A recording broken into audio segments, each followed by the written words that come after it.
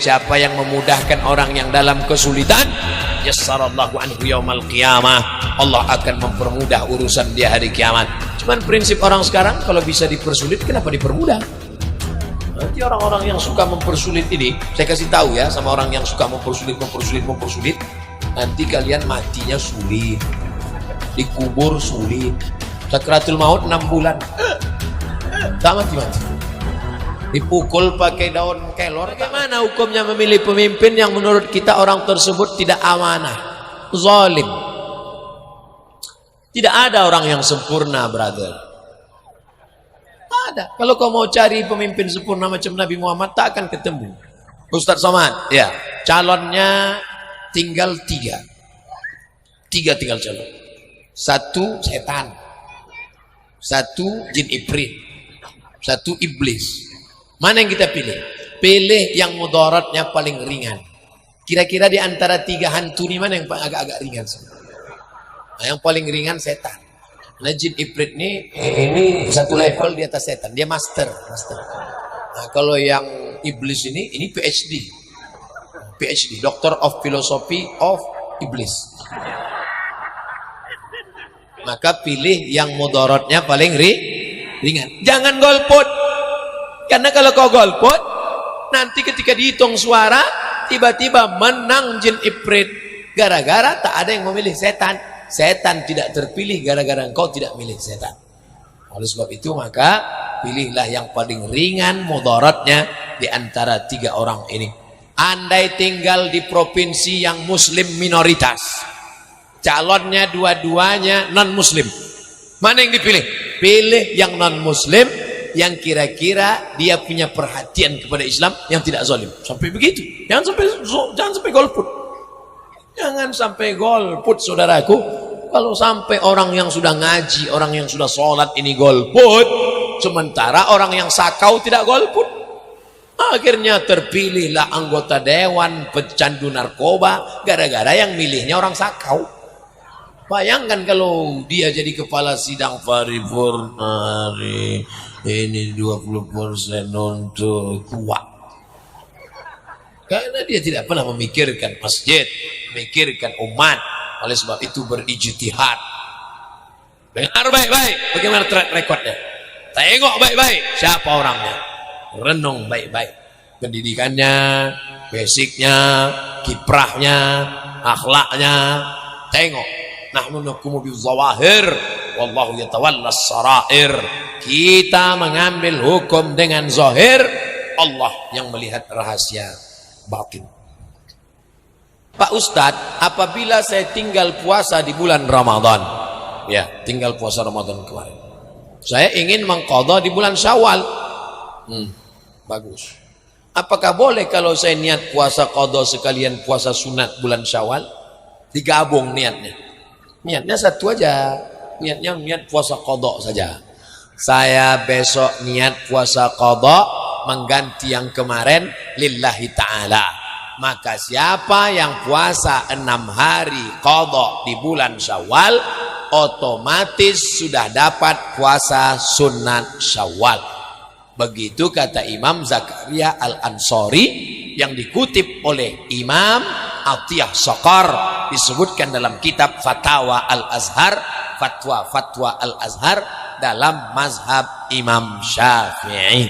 Saya ulang sekali lagi, ibu yang kemarin tinggal puasanya 7 hari karena haid, maaf, digantinya di bulan Syawal, niatnya qadha. Saya niat puasa qadha besok, digantinya qadha 6 hari, otomatis sudah dapat pahala puasa sunat Syawal. Begitu kata Imam Zakaria Al-Ansari, dikutip oleh Syekh Atiyah Saqar dalam Fatwa Al-Azhar. Saya bilang ibu, karena ibu yang tinggal kemarin 7 hari. Rupanya bapak hilang 17 hari. Anak-anak lajang, kalian pikir kalian melompat dari planet Mars langsung ke bumi? Kalian pernah transit di perut mereka 9 bulan 10 hari. Semua laki-laki ini pernah transit di waiting room itu 9 bulan 10 hari. Tolong angkat tangan yang keluar dari tabung gas 9 kilo. Mana ada. Maka jangan pernah kau lawan mereka. Berapa kali dia tidak jadi sholat duha gara-gara kau kencing di celana, di kainnya. Berapa kali dia tidak jadi tahajud karena kau menangis dari isya, kau start sampai subuh. Saya boneka aja nangis, risau saya. Ini orang menangis. Coba tanya, pulang dari sini ditanya emak kalian, mak aku dulu nangis nggak? Usah tanya, almarhumah emak saya tanya, mak aku dulu waktu kecil nangis. Oh, berapa lama mak? 7 bulan kau gas. Dari isya sampai subuh tak berhenti. Begini kami gendong. Patut suara saya kuat ceramah mak. Rupanya pemanasannya 7 bulan. Banyak dosa saya sama almarhumah mak. Banyak. Maka tiap malam saya bacakan Yasin. Tiap ingat, asal ingat bacakan Al-Fatihah. Asal ingat Allah maghfirlaha warhamha wa'afiha wa'afanha. Ketika kalian berada di perut mereka, mereka tak puasa 30 hari. Ketika tahun pertama kalian menyusu, mereka tak puasa lagi 30 hari. Menyusu 2 tahun, tahun kedua kalian tak puasa lagi mereka 30 hari. Untuk satu anak saja puasa mereka tinggal 90 hari. Tahun ketiga mereka mau puasa, adik kalian pula lahir.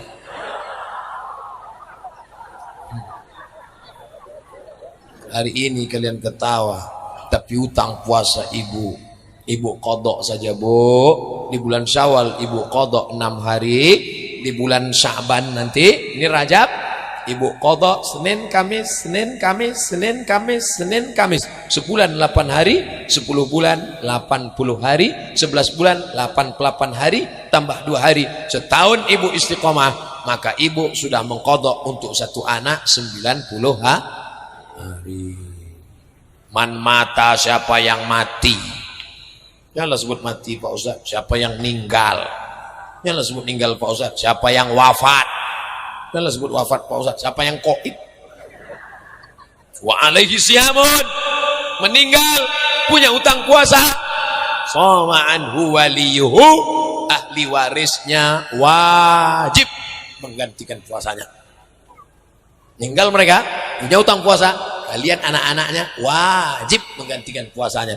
Maka bersyukur ibu punya anak-anak yang sudah ngaji. Bagaimana hukum menurut syariat pengertian biaya yang dibebankan terhadap penerima bantuan rumah du'afa dari pemerintah? Sepengetahuan kami, bantuan rumah untuk orang du'afa tidak ada pungutan apa-apa. Du'afa itu artinya lemah. Orang lemah apanya mau dipungut lagi? Makannya pun cari pagi makan petang, dapat petang makan malam. Dia bukan cari kaya. Oleh sebab itu orang yang susah, maka jangan kita susahkan lagi. Man yassara an mu'sirin, siapa yang memudahkan orang yang dalam kesulitan, yassarallahu anhu yaumal qiyamah, Allah akan mempermudah urusan dia hari kiamat. Cuman prinsip orang sekarang, kalau bisa dipersulit kenapa dipermudah? Nanti orang-orang yang suka mempersulit ini, saya kasih tahu ya sama orang yang suka mempersulit, nanti kalian matinya sulit, dikubur sulit, sakratul maut 6 bulan, tak mati-mati, dipukul pakai daun kelor tak mati.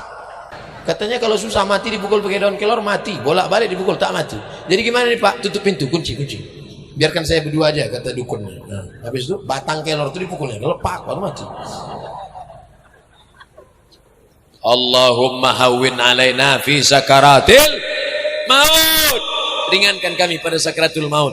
Ingat, kalau kau persulit urusan orang, Allah akan mempersulit engkau.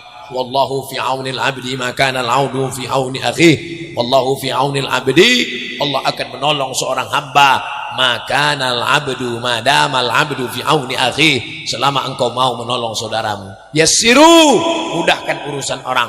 La tu'assiru, jangan persulit.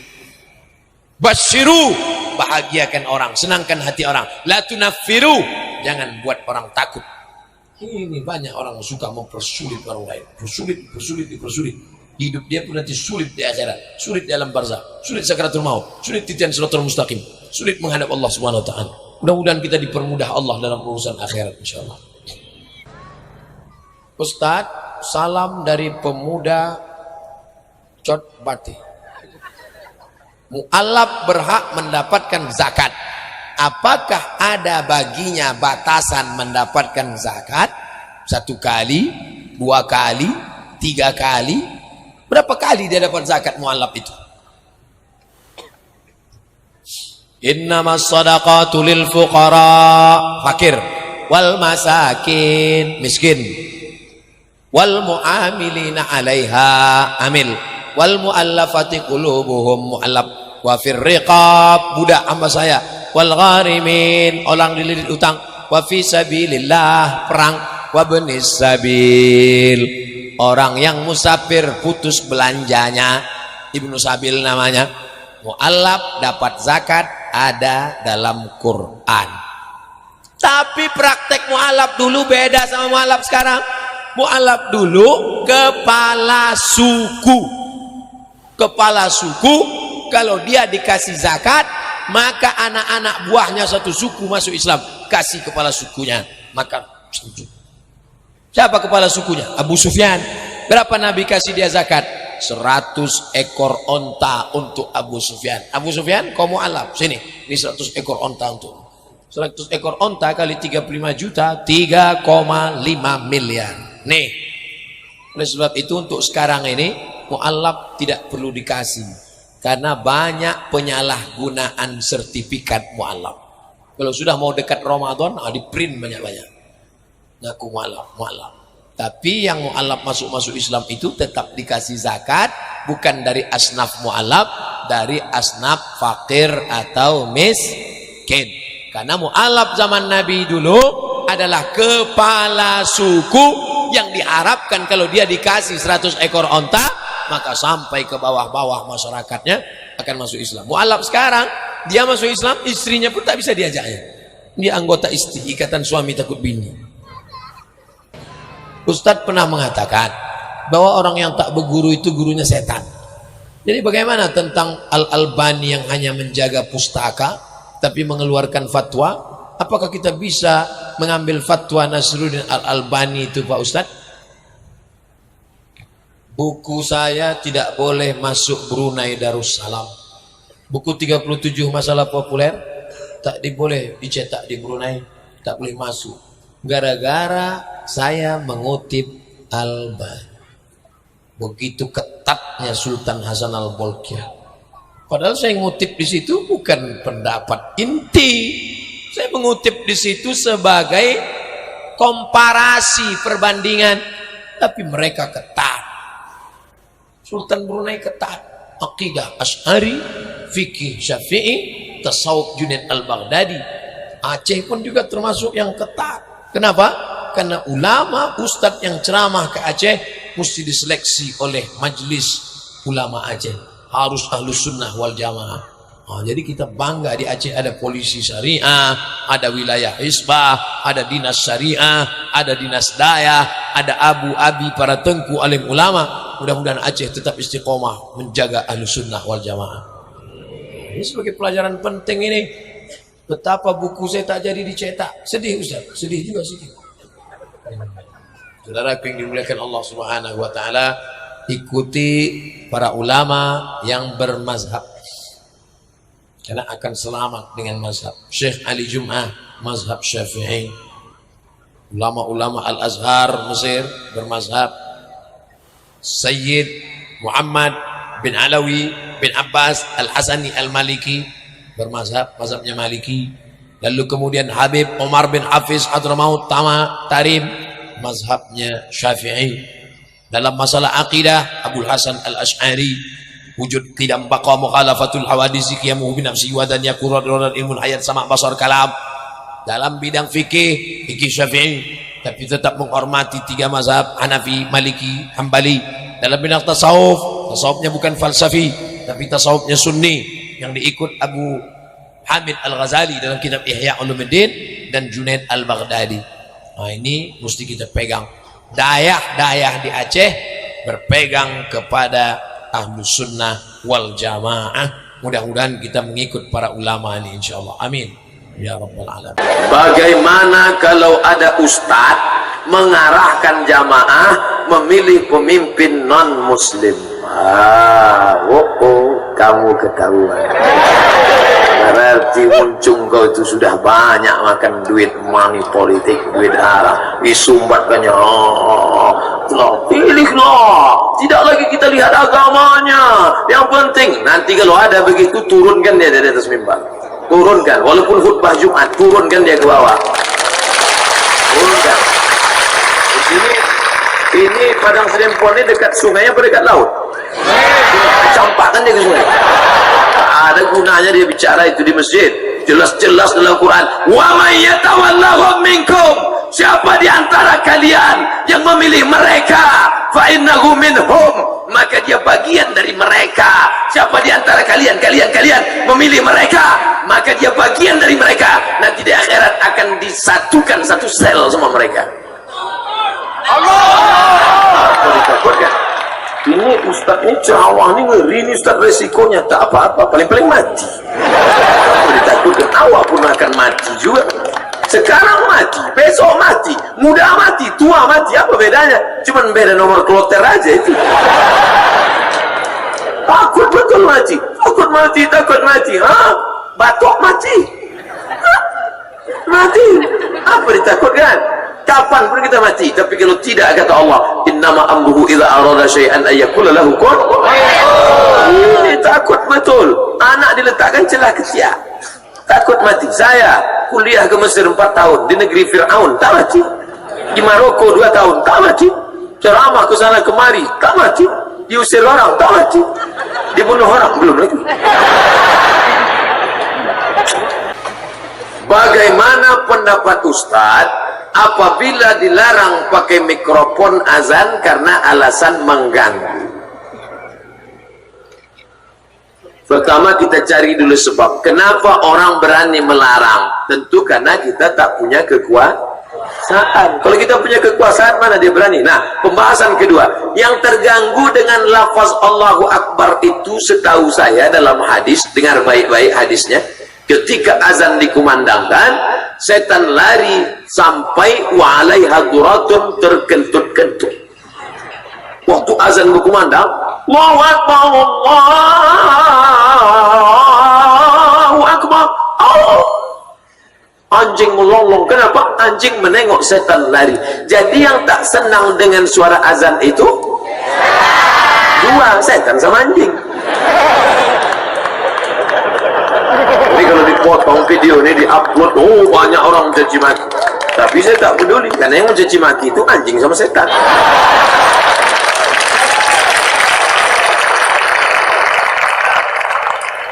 Makanya zikir itu disuruh kuat-kuat. Kalau kata Syekh Abdul Wahab Asy-Sya'rani, sampai bergetar dari ujung rambut sampai ke ujung kaki, la ilaha illallah, la ilaha illallah, la ilaha illallah. Makanya dulu-dulu tuan-tuan khalifah, tuan mursyid pindah rumah baru bertakbir, pindah rumah baru bertahlil. Untuk apa? Mengusir hantu jembalang tanah, setan-setan yang ada di situ. Jadi kalau ada orang dekat masjid, datang dia bawa parang panjang, aku terganggu mendengar, ikat dia di ruqyah. InsyaAllah sehat aja. Iya, itu diganggu setan dia. Saya pernah lewat di suatu hotel, di lantai bawah, rupanya ada perempuan kerasukan setan. Dibacakan mereka ayat kursi ke telinganya, Allahu la ilaha illa huwal hayyul qayyum la ta'khudhuhu sinatun wa la nawm.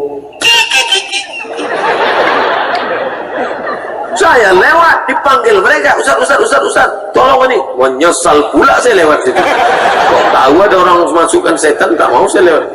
Tapi karena sudah dipanggil, tak mungkin kita bilang tak tahu kan. Minta Ustaz bisa ruqyah, bisa saya bilang.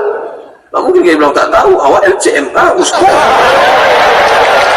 Tapi Ustaz, padahal LCMA itu artinya waktu itu lagi cemas menghadapi anak-anak jin. Tolong Ustaz ruqyah, saya bacakanlah. Mana telinga sebelah kanan? Nih, saya baca kuat. Allahu la ilaha illa huwal hayyul qayyum la ta'khudhuhu sinatun wa la nawm lahu ma fis. Sehat dia. Entah setan tu lari, entah dia terkejut, wallahu a'lam. Baca kuat-kuat. baca kuat-kuat. Kenapa kalian takut baca kuat? Maka azam tetap berkumandang. Negeri ini merdeka karena teriakan Bung Tomo di Surabaya. Apa kata Bung Tomo? Allahu Akbar. Negeri ini merdeka karena teriakan Jenderal Bintang 5 Panglima Besar Sudirman. Apa kata Sudirman? Allahu Akbar. Dari ujung Aceh Tengku Umar sampai ujung Tidore semuanya berteriak Allahu Akbar. Itulah maka tertulis di pembukaan preambul Undang-Undang Dasar 1945, atas berkat rahmat Allah yang Maha Kuasa dan keinginan luhur bangsa Indonesia, disebut di situ Allah di Pancasila ketuhanan yang Maha Esa, tapi di pembukaan atas berkat rahmat Allah. Allah itu yang kita teriakan. Apa dikhawatirkan? Allahu Akbar. Kalau saya ceramah berteriak Allahu Akbar, itu mau ngetes jamaah masih ada atau sudah pulang. Nah, kadang kita teriak Allahu Akbar, terserah Pak Ustaz, aku mau cepat aja. Itu Allahu Akbar itu fungsinya pula kalau ada yang mengantuk-mengantuk di sebelah, jangan mulut ke atas, ke samping. Allahu Akbar. Mari Allahu Akbar. Mari kita praktikkan Allahu Akbar. Tak ada nengok ke samping. Jadi semuanya bangun. Jangan sesama bangun, jangan saling berteriak. Ini bisa ibu pakai nanti waktu sembahyang subuh. Sudah dipanggil muazin dari Al-Abrar, as-salatu khairum minan naum. Abang tu tak juga bangun, teriakanlah Allahu Akbar. Itu perempuan takbirnya tak begitu. Allahu Akbar, Allahu Akbar. Pergilah kau masak, kata dia. Kalau dapat Fir'aun, lebih kalau dapat laki-laki yang soleh-soleh nih, Masya Allah. Beruntungnya kalian yang gadis-gadis kalau dapat anak lajang yang soleh-soleh. Tapi kalian tak boleh ngejar mereka. Kenapa? Ada tembok Berlin di antara. Inilah hebatnya pengajian Masjid Al-Abrar, dikasih pagar. Kenapa? Tak boleh bercampur aduk antara laki-laki dan perempuan. Tapi di ujung-ujung agak boleh.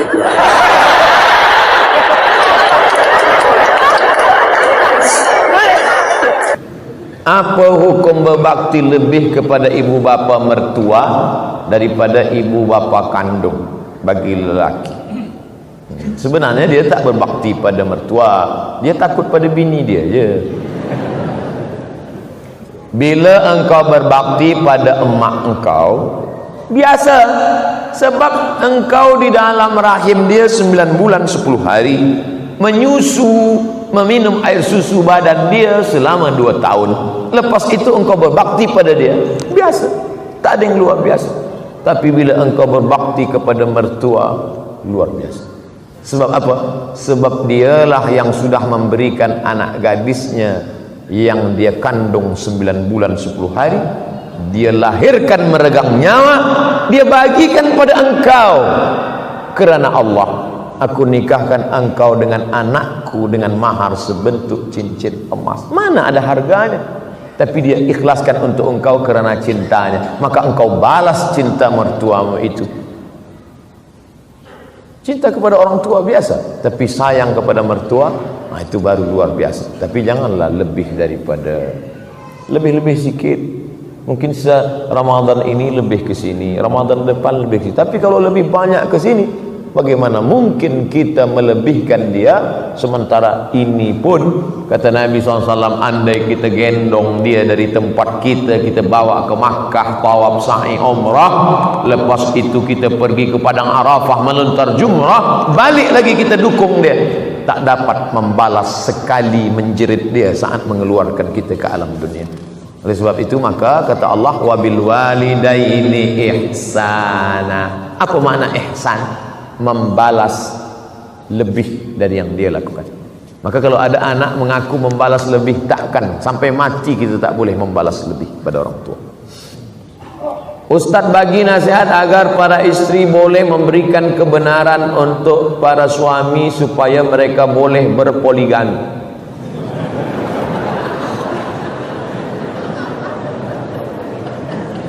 Fankihu ma tabalakum minan nisa, nikahilah perempuan yang baik-baik. Masna 2, wa sulasa 3, wa ruba' 4. Tak ada Allah suruh 1.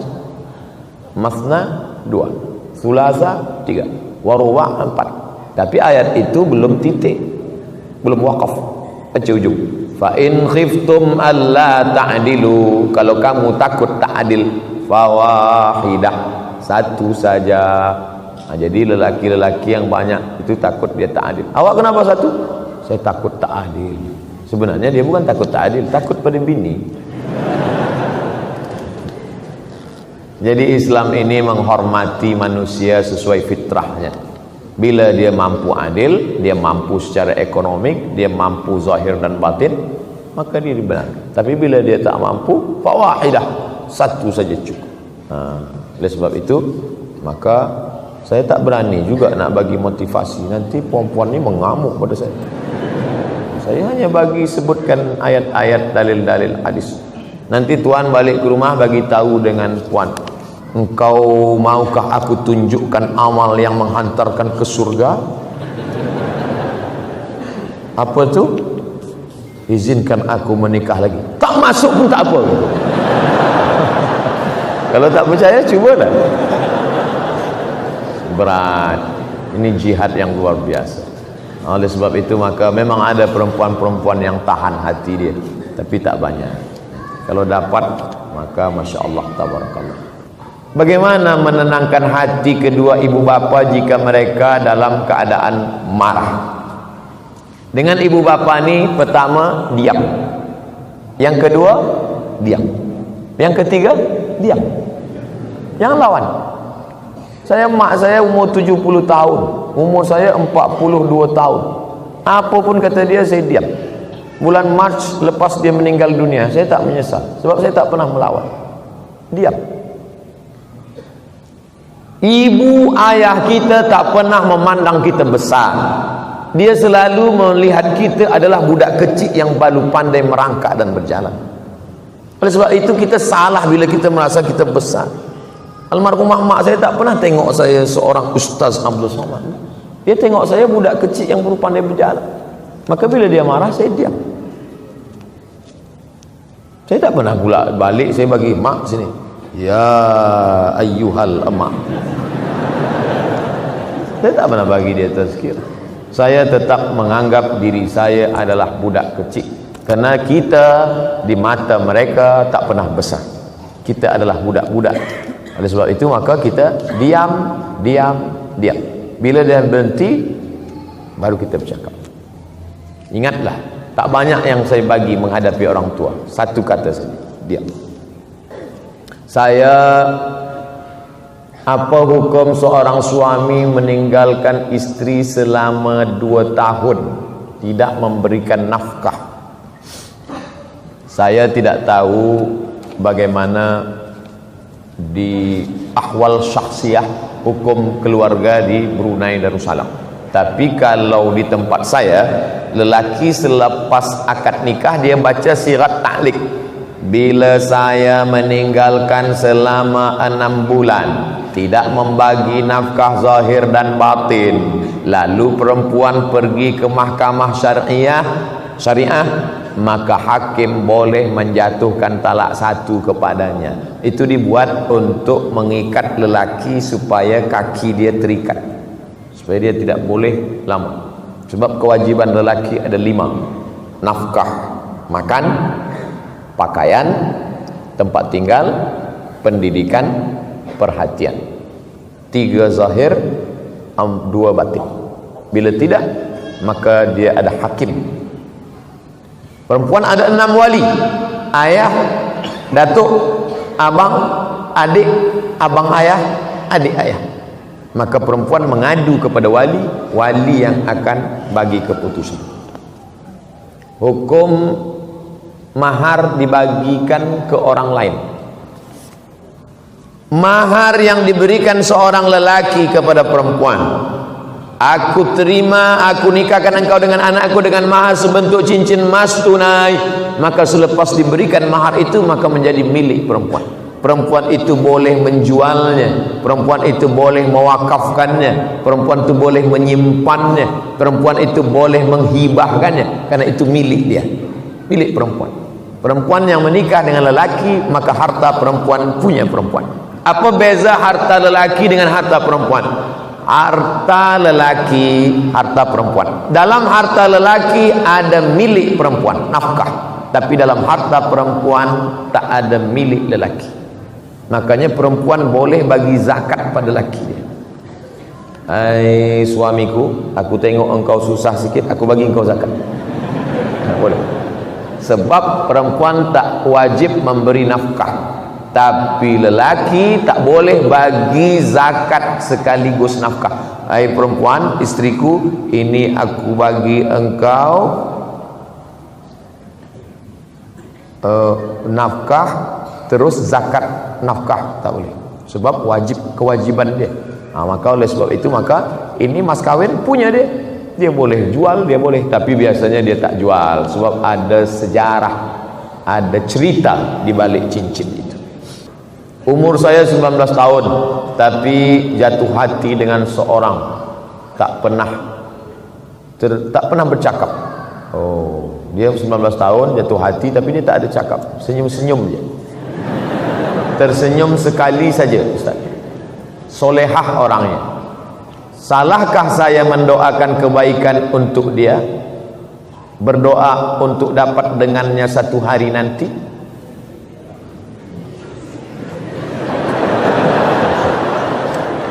Saya khawatir awak berdoa nak ingin hidup dengan dia masa umur 19, sementara awak masih panjang umur lagi. Sekarang nak hidup dengan dia sekarang, lepas ni ditakdirkan Allah sekolah ke Turki, nampaklah perempuan mata biru, hidung mancung. Doa ada tertulis ini, akan menyesal. Jadi kita berdoa ni, ya Allah, bagi yang 19, bagi yang 20, jangan ajarkan Allah Ta'ala. Cukup saja berdoa, ya Allah, bagilah aku yang terbaik untuk agamaku dunia dan akhirat. Itu. Sebab takut nanti menyesal. Dapat yang sekarang ni nampak cantik sekarang, tapi hati berbolak-balik. Sekarang nampak hitam manis, nanti hilang manisnya tinggal hitam. Oleh sebab itu, maka yang nak berdoa, doa saja, ya Allah, bagi aku jodoh yang boleh menolong aku untuk kebaikan duniaku dan akhiratku. Itu saja. Kalau memang jodoh, nanti akan dapat dia. Tapi kalau menurut Allah yang lebih baik daripada dia, kenapa kita tolak? Kadang kita ni menyangka kita lebih faham daripada Allah Ta'ala. Az-zaw al-mar'atu salihatu allati tu'inu ala imanihi. Begitu bunyi hadisnya. Al-mar'atu salihatu, perempuan yang salihah, allati tu'inu ala imanihi, yang menolong iman lelaki. Itu yang diharapkan, yang boleh tolong iman kita. Kalau tak boleh tolong iman kita, dia tak tahu salih. Saya ingin menikah, kedua belah keluarga sudah bersetuju, tapi keluarga saya dan keluarga bakal itu mahu kasih pernikahan besar. Oh, dia nak buat walimah besar lah. Saya belum mampu untuk menanggung perbelanjaan besar. Jadi boleh tak berikan sikit nasihat untuk saya? Yang nak besar kan keluarga. Kenapa saya bagi nasihat pada awak? Pada keluarga yang minta besar itulah. Hai keluarga yang nak besar-besar, keberkahan bukan pada yang besar. Aulim walau bisyatin. Suatu ketika datang sahabat Nabi namanya Abdurrahman bin Auf. Abdurrahman bin Auf ini pindah dari Makkah ke Madinah, susah. Lepas tu dia berniaga, dia dapat untung, dia pun menikah. Tangan dia bagi atharu sufrah, ada kuning-kuning di tangan dia, kuning bekas minyak wangi namanya za'faran, kuning, biasa dipakai orang nikah.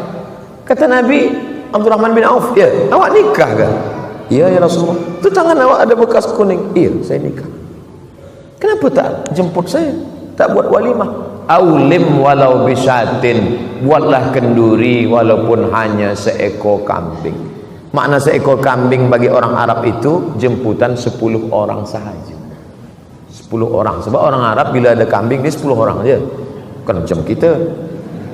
Itu kambing sekampung. Sekarang pula orang tak nak makan kambing. Bila saya bagi tazkirah makan ramai, tak ada satu pun nak makan kambing. Semua sebagi saya, bagilah Ustaz makan. Kata saya, kenapa tuan takut makan kambing? Mana ada kolesterol kat sini? Sini tak ada kolesterol. Kolesterol di hospital. Buatlah kenduri walaupun hanya seekor kambing, 10 orang saja cukup. Doanya, barakallahu lakuma wa baraka alaikuma wa jama'a bainakuma fi khair. Besar tapi tak ada berkah. Sebab apa? Riak. Ada riak di dalam. Oleh sebab itu maka bagi syuhrah. Maka kata Nabi SAW, a'linu hadzal nikah, jangan diam-diam, a'linu, bagi iklan, waj'aluhu fil masajid, buat akadnya di masjid, wadribu alaihi bidufuf, pukulkan duf, pukulkan gendang, pukulkan gendang, marhaban, marhaban ya nur, marhaban ya nurul aini, selamat datang wahai cahaya mata. Yang dimaksud cahaya mata adalah Nabi Muhammad SAW ketika datang bercahaya dia. Tapi sekarang dipukulkan gendang, marhaban wahai cahaya mata, selamat datang mempelai lelaki. Semua tertunggu-tunggu, mana lelaki yang bercahaya tadi. Itu keluar tengok hitam. Tuan guru yang dimuliakan Allah, apakah boleh solat jenazah dilakukan bermakmum jemaah perempuan? Apa hukumnya? Tu solat jenazah Masjid Nabawi, Masjid Haram. Salatu 'alal mayyiti yarhamkumullah. Salat mayat jenazah. Ada tak dengar? Salat jenazah lelaki saja. Tak ada. Perempuan-perempuan semua ikut salat jenazah. Yang tak boleh itu mengiring jenazah. Perempuan tak boleh mengiring jenazah. Hukumnya tak sampai juga, haram, makruh. Pesan Sayyidina Abu Bakar Siddiq, bila aku meninggal nanti jangan diiringi jenazahku oleh perempuan. Itu pesan, itu sunnah Nabi Muhammad SAW. Kenapa begitu? Sebab kalau lelaki ini cepat lupa. Lelaki ngiring jenazah, dia hantar sampai liang lahat, lepas tu balik dia lupa. Perempuan susah lupa. Bila dia tengok itu susah dia lupa. Perempuan susah nak lupa, sampai mati dia tak lupa. Makanya banyak perempuan selepas suami dia meninggal, dia jaga anak sendiri, dia tak nikah lagi. Dia susah lupa. Beza dengan lelaki, ada pun bini dia lupa. Dan sebab itu maka jaga. Perempuan susah nak lupa. Maka perempuan ini bila dia dah nampak, dia ikut solat jenazah saja. Man syahidal janazata hatta tusalla alaiha. Siapa yang ikut solat jenazah lahu qirat, dapat 1 qirat. Wa man syahidal janazata hatta tudfana. Siapa yang ikut solat jenazah hingga dikebumikan lahu qiratan, dapat 2 qirat. Wa mal qiratan ya Rasulullah. Apa 2 qirat itu ya Rasulullah? Mithlul jabalainil azimaini, seperti 2 bukit Uhud yang besar. Ini hanya bagi lelaki. Perempuan, makanya perempuan tak ada masuk ke baqi. Yang masuk ke baqi lelaki saja. Perempuan dari luar pagar. Dari luar tu pun dia menangis-nangis. Laisa minna man darabal khudud wa shaqqal juyub. Siapa yang memukul-mukul pipi, menarik-narik rambut, menguyak-nguyak baju, bukan umat Muhammad SAW. Mungkin di negeri kita Melayu saya belum pernah tengok, tapi di Mesir, saya tengok berapa kali ada perempuan lah, anak dia meninggal, laki dia meninggal, pukul-pukul, ya lahwi, sampai tarik rambut. Sebab mereka tak kuat nak menahan. Itu maka mereka tak ikut ke pemakaman. Saya pernah ikut sekali ke pemakaman, ada perempuan, isteri dia ikut, dia nak masuk ke dalam. Abang, aku nak masuk. Yang lain tak. Sebenarnya kalaupun kita diam pun dia tak juga nak masuk. Tapi yang lain tak, jangan puan. Tapi saya diam aja. Dia kata saya, masuklah kalau nak. Takkan masuk. Mana ada yang masuk? Cuba nanti kalau ada perempuan, semua jangan tahan, diam aja, suruh dia masuk. Tak ada. Soalan saya, bagaimana nak nikah dengan janda yang sudah berhijrah, sedangkan keluarga saya tidak bersetuju dan tak ada restu dari ibu bapa. Janda belum ada anak, janda umur 25 tahun. Saya nak beristrikan dia tapi dihalang oleh keluarga, dan saya disuruh nikah dengan kawan lama saya. Datanglah seorang sahabat Nabi menikah. Kata Nabi, awak dah menikah? Ya, ya Rasulullah. Dengan gadis apa dengan janda? Saya nikah dengan janda. Hala bikran, kenapa tak nikah dengan gadis? Nabi pun kesal dia nikah dengan janda. Kenapa awak tak nikah dengan gadis? Tula'ibuha wa tula'ibuka, engkau boleh bercengkrama, kenapa nikah dengan janda? Kata dia, ya Rasulullah, mak saya dah mati, meninggal, adik-adik saya banyak. Kalau saya nikah dengan gadis belia, nanti dia berkelahi dengan adik-adik saya. Tapi bila saya nikah dengan janda, nanti adik-adik saya boleh dia jaga. Jadi bila ada sebab, boleh nikah dengan janda. Untuk yang pertama ni, first time, okey lah. Nanti kedua, baru cari gadis.